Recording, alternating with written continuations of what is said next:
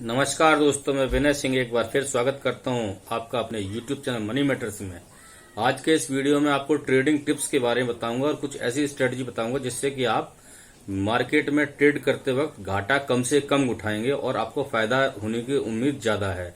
वैसे आपको एक बार फिर मैं बता देता हूं कि जो शेयर मार्केट होता है बहुत ही अनसर्टेन मार्केट होता है और इस मार्केट में किसी भी तरीके की कोई गुंजाइश नहीं है कि नहीं आप 100% सही हो जाएंगे।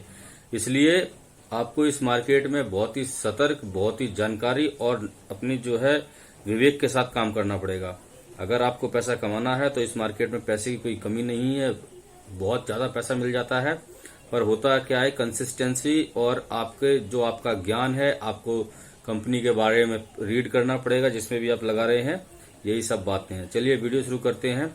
वीडियो शुरू करने से पहले मैं आपको एक रिक्वेस्ट करना चाहता हूं कि आप लोग अगर अब ये मेरे अभी तक चैनल सब्सक्राइब नहीं कर पाए हैं तो प्लीज इसको कर लीजिए और बेल आइकन को ना दबाना भूलें, जिससे कि आपको इस तरीके से अच्छी वीडियो मिलते रहें। अब मैं आपको बता दूं कि मैं लगभग आज मुझे हो गया है करीबन 10 साल हो गया है शेयर मार्केट में इन्वेस्टमेंट करते करते। और आपको बता देता हूं कि इस शेयर मार्केट में बहुत ज्यादा रिटर्न दिया है मेरे को। और दूसरा एक ये भी है कि इसमें कई ऐसे भी स्टॉक्स होते हैं कि जिनकी मैंने रिकमेंडेशंस भी अपने पिछले वीडियो में की है। और अगर उन वीडियो की अब बात करें तो आपको उसमें प्रॉफिट भी हुआ होगा अगर आपने उनमें इन्वेस्ट किया होगा। अभी अदानी एंटरप्राइजेज हो गया या हिंडाल्को हो गया, इस तरीके के जो शेयर्स हैं, स्टॉक्स हैं, ये आपको अच्छा पैसा बना के इन्होंने पिछले 10 सालों में इन्होंने बहुत पैसा बना के दिया है और ये मल्टीबैगर शेयर्स बने हैं। अभी मैं कुछ ऐसे पॉइंट्स आपको बताऊंगा जिन पॉइंट्स को आपको अगर ट्रेड करना है तो आपको उनका बहुत ज्यादा ध्यान रखना पड़ेगा। सबसे पहले तो मैं आपको ये बता दूं, ट्रेडिंग और इन्वेस्टमेंट में बहुत अंतर होता है। ट्रेडिंग होती है जो आप डेली किसी शेयर को खरीदते और बेचते हैं, और इन्वेस्टमेंट आपका वो होता है जब आप किसी एक शेयर को लॉन्ग टर्म के लिए कम से कम 4-5 साल के लिए, 3-4 साल के लिए रखते हैं तो उसको इन्वेस्टमेंट बोलेंगे। कई लोग क्या होते हैं कि कुछ शेयर लेते तो share trading purpose, investment purpose से हैं, पर बाद में जब उनका मार्केट में रेट कुछ अप डाउन होता है तो या तो घबरा के और या फिर जो ज्यादा प्रॉफिट देख के उसको बेच देते हैं, वो ट्रेडर्स बन जाते हैं। तो इस तरीके जो स्पेक्टिकुलर्स जो होते हैं, तो उस तरीके से जो ट्रेडर्स हैं वो ना बने। आप अपना बिल्कुल क्लियर कट रखें कि आपको ट्रेडर बनना है या आपको इन्वेस्टमेंट करना है। जो भी आपको करना है उस पर आप बिल्कुल अपना जो है एक नजरिया बनाएं और तब मार्केट में उतरें। देखिए, मार्केट सबसे बड़ी बात है कि आपको ये बहुत ही बड़ा जोखिमों से भरा हुआ मार्केट होता है। इसलिए सिर्फ आप ये मत सोचें अगर आप ट्रेडिंग करने जा रहे हैं कि आपको इसमें प्रॉफिट ही प्रॉफिट होगा। ऐसा नहीं है। मैंने आपको बता रहा हूँ, मेरे एक मित्र था जो कि मेरे से एडवाइस भी लेता था। जेट एयरवेज में उसने अभी नेट 3 लाख रुपए का नुकसान लॉस बुक किया है और उसके बाद मैंने कुछ उसको और टिप्स दी थी। उसने वो टिप्स ना मानते हुए उसने अपनी, क्योंकि उसको स्ट्रेटजी उसकी भी अच्छी थी, पहले उसने उसी चीज में मुनाफा कमाया था, तो उसने येस बैंक दोबारा ले लिया। अभी येस बैंक में दोबारा वो फंसा हुआ है। तो इस तरीके से होता क्या है, वो इससे पहले उसने अच्छा मार्जिन का अच्छा मुनाफा कमाया है। डेली का उसका 10 से 15 हजार रुपये मिल जाता था। तो इसलिए मैं आपको ये बताना चाहता हूँ कि ये शेयर मार्केट्स में यही नहीं है कि आपका 10 से 15 हजार रुपये डेली मिलेगा ही मिलेगा। आप ये भी ध्यान रखें कि इस शेयर मार्केट में आपको नुकसान भी हो सकता है और होता है। तो इस उम्मीद के साथ आप ना रहें कि हम सिर्फ मुनाफा ही मुनाफा कमाने आए हैं। अभी दूसरा पॉइंट है, आप जब भी इंट्राडे ट्रेडिंग करते हैं तो सबसे और इम्पोर्टेंट चीज होती है स्टॉक सिलेक्शन। स्टॉक सिलेक्शन इतना महत्वपूर्ण हिस्सा है इसका कि अगर आपने स्टॉक सिलेक्शन ही गलत कर लिया तो आपका पूरे दिन का पैसा, अगर आपने जो कमाया है, वो 1 सेकंड में आपके जेब से निकल जाता है। क्योंकि शुरू का आधा घंटा और लास्ट का आधा घंटा, मतलब 9:15 से 10 बजे का और 3 से 3:30 बजे तक का, ये बहुत ही क्रूशियल टाइम होता है। इसमें मैक्सिमम आदमी लालच के चक्कर में कि तो अपनी जो कैपिटल होता है वो डुबो देता है या फिर वो गेन कमा लेता है। पर ये डिपेंड करता है यदि आपने स्टॉक्स अच्छे चुने हैं। अभी नेक्स्ट स्ट्रेटजी अगर वो है तो ये है कि ऐसे आप जब भी ट्रेड करें तो ट्रेड करने के लिए जो भी आपकी कैपिटल है उसमें अपना जो भी आपका रिस्क है वो रिस्क रिवार्ड अपना देख के चलें। आप उसके हिसाब से ही अपने पैसे को 2 या 3 सेक्टर्स में लगाएं। वैसे 12 सेक्टर्स शेयर मार्केट में बताए जाते हैं जो कि इम्पोर्टेंट है, पर अगर 12 सेक्टर्स नहीं है तो आप कम से कम 2 से 3 सेक्टर्स में अपना पैसा अवश्य लगाएं, ताकि अगर एक सेक्टर में आपको नुकसान हो तो दूसरे सेक्टर में आपको फायदा हो। तो सेक्टर वाइज अपने जो जोखिम को कम करना ना भूलें, नहीं तो आपने अगर एक ही सेक्टर में पूरा पैसा लगा दिया, मान लीजिए कि आपने बैंक के ही सारे शेयर्स खरीद लिए और उस दिन अगर बैंक किसी वजह से टूट जाता है तो आपको लॉस हो सकता है। इसलिए ये बहुत ज्यादा ध्यान देने वाली चीज है कि आप हमेशा अपने जो भी कैपिटल है उसको डिवाइड करें। नेक्स्ट जो है वो आपके लिए ये सबसे बड़ी बात है कि ये देखा गया कि कई लोग ऐसे जो होते हैं कि अपने ये इंट्राडे ट्रेडिंग करने के लिए ऋण ले लेते हैं, मतलब अपना लोन ले लेते हैं, किसी से कर्ज ले लेते हैं। तो ये कभी भी नहीं करना है। और कई के पास ऐसा होता है कि उनको किसी को पैसा देना है और वो क्या करते हैं, वो पैसा उठा के सोचते हैं कि ठीक है पहले मैं इंट्राडे कर लेता हूँ, उसके बाद उसमें जो प्रॉफिट होगा उससे मैं पे कर दूंगा।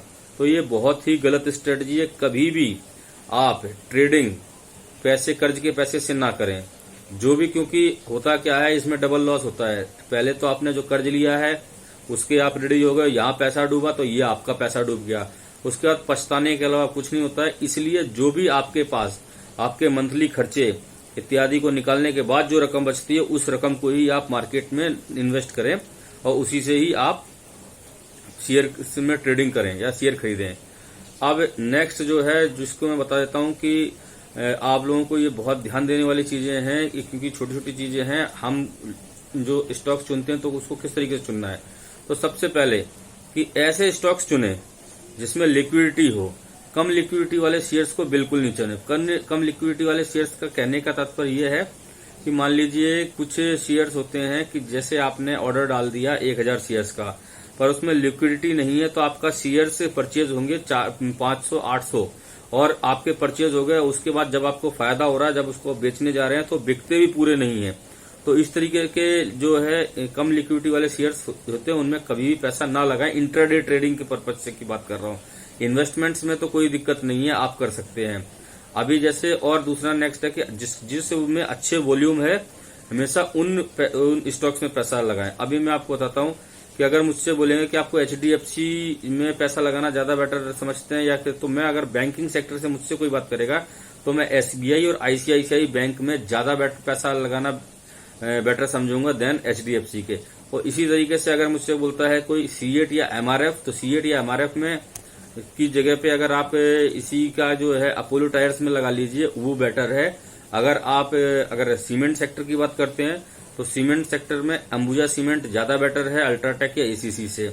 और अगर मेटल स्टॉक्स की बात करें तो टाटा स्टील का तो कोई तोड़ है ही नहीं। और अगर आप लेना चाहते हैं तो सेल वगैरह भी है और नाल्को वगैरह भी है, ये भी शेयर्स अच्छे हैं, गवर्नमेंट सेक्टर की कंपनी है, आपको प्रॉफिट तो देके ही जाती हैं। तो कुछ ऐसे शेयर्स भी हैं जिनको आपको लेना चाहिए। तो ये हमेशा ध्यान रखें क्योंकि इन चीजों में छोटी छोटी चीजें हैं जिनका ध्यान नहीं रखने से आदमी फंस जाता है। अभी अगर नेक्स्ट पॉइंट की तरफ अगर मैं बात करूं तो वो ये है कि हमेशा बुलिश और बियरिश कौन सा पैटर्न मार्केट में हावी है उसको बिल्कुल भी अवॉइड ना करें।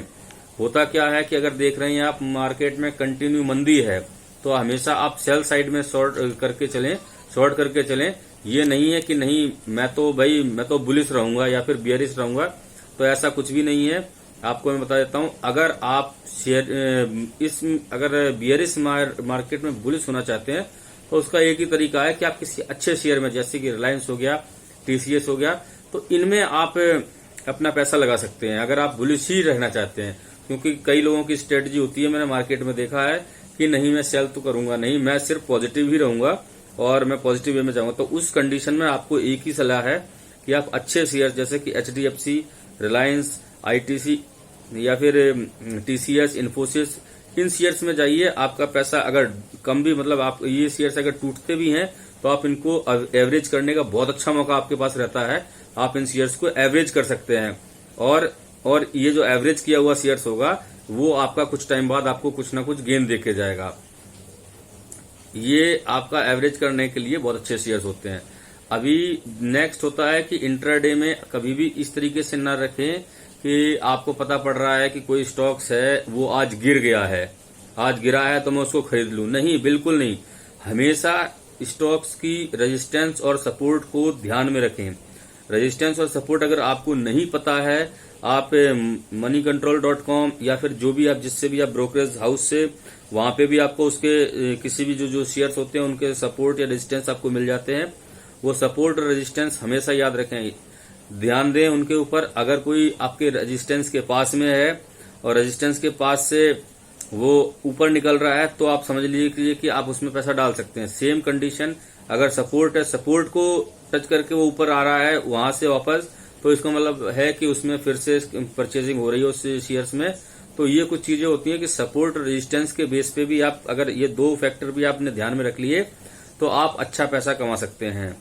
और ये कुछ इस तरीके की बात हो गई कि आपने किसी स्टॉक्स को ये पता लगा लिया कि ये कहाँ गिरेगा और कहाँ होगा। अगर रेजिस्टेंस और सपोर्ट तोड़ता है तो उसके बाद आप स्टॉक्स की चाल देख सकते हैं, पर फिर भी आपको टेक्निकल फंडामेंटल्स उसके देख लेने चाहिए। कभी कभी होता क्या है कि एक किसी स्टॉक्स का सपोर्ट तोड़ने के बाद भी वो पुल बैक कर जाता है, क्योंकि नेशनल इंटरनेशनल जो इनके ऊपर इन्फ्लुएंस आता है न्यूज का, तो उसकी वजह से मार्केट वोलेटाइल हो जाता है। तो इस तरीके से आप नंबर नेक्स्ट है, आप कभी भी वोलेटाइल जो होते हैं शेयर्स उनके ऊपर पैसा मत लगाइए। वोलेटाइल शेयर्स का मतलब हो गया जैसे जस्ट डायल हो गया, इंडिया बुल हाउसिंग फाइनेंस हो गया, तो ये और आईडीएफसी फर्स्ट हो गया जो अभी बैंक बन गया है। तो इस तरीके से जो शेयर्स हैं ये बहुत ही वोलेटाइल शेयर्स हैं। अब आईडीएफसी में आप देख लीजिए कभी ये शेयर 40 रुपए का हो जाता है, कभी 50 रुपए का हो जाता है। तो इतना जो शेयर, अगर आपको तो 10 रुपए समझ में आ रहा है, पर अगर देखिए 20% का मूवमेंट अगर कोई शेयर दे रहा है 1 या 2 दिन में अप डाउन कर रहा है तो वो ठीक नहीं है। इस टाइप सेम कंडीशन आपकी इंडिया बुल हाउसिंग फाइनेंस की है, अवंती फीड्स की भी है और आपका जस्ट डायल की भी है। तो इन तरीके के शेयर से दूर रहिए आप। और नेक्स्ट है, आप हमेशा कोई भी अगर ट्रेड लेते हैं तो स्टॉप लॉस बहुत ही जरूरी है। आप 1% का स्टॉप लॉस लगा के ही ट्रेड कीजिए। मैं ये नहीं बोलता हूँ छोटे शेयर्स में 1% का नहीं है, तो आप बहुत ज्यादा अगर आपको रिस्क लेना है तो 2 या 4% से ज्यादा का स्टॉप लॉस मत रखिए। हाँ, कुछ स्टॉक्स होते हैं जैसे वोलेटाइल स्टॉक्स हैं तो उसमें तो आपको अगर पता है कि नहीं ये किसी रीजन से डाउन होगा या जाएगा बढ़ेगा तो उसमें आप बड़ा स्टॉप लॉस रखिए। पर आप कभी भी विदाउट स्टॉप लॉस ट्रेड मत कीजिए, इंट्राडे ट्रेडिंग मत कीजिए। अगर आप इन्वेस्टमेंट करते हैं तो वहां आप 20% तक का अगर आपका शेयर टूटता है तो कोई प्रॉब्लम नहीं होती है। पर आप यही जब ट्रेडिंग में आते हैं तो मेरी समझ ट्रेडिंग में 1 से 2% का ही स्टॉप लॉस रखना चाहिए। फ्यूचर और ऑप्शंस में खरीदते हैं तब तो ये और भी ज्यादा इंपॉर्टेंट होता है। वैसे तो कभी भी जो ट्रेडिंग में विदाउट स्टॉप लॉस कोई भी सौदा बनाना ही नहीं चाहिए। अभी ये कुछ इंपॉर्टेंट बातें थी। और नेक्स्ट अगर मैं आपको और आखिरी बात आपको बताना चाहता हूं वो ये है कि अगर आपको कोई शेयर खरीदना है, पहले तो मैं आपको सलाह दूंगा कि अगर आपके पास जो पैसा है उस पैसे से ही खरीदें, कभी भी उधार के पैसे से ना लें।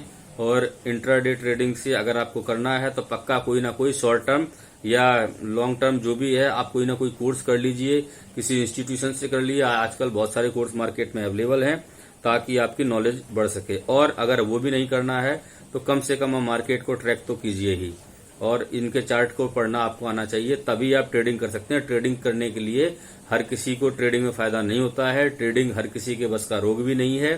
ट्रेडिंग में अगर आपको फायदा कमाना है तो आपको मार्केट की गहन और जानकारी और रिसर्च करनी तो बहुत ही जरूरी है, तभी आप पैसा कमा पाएंगे।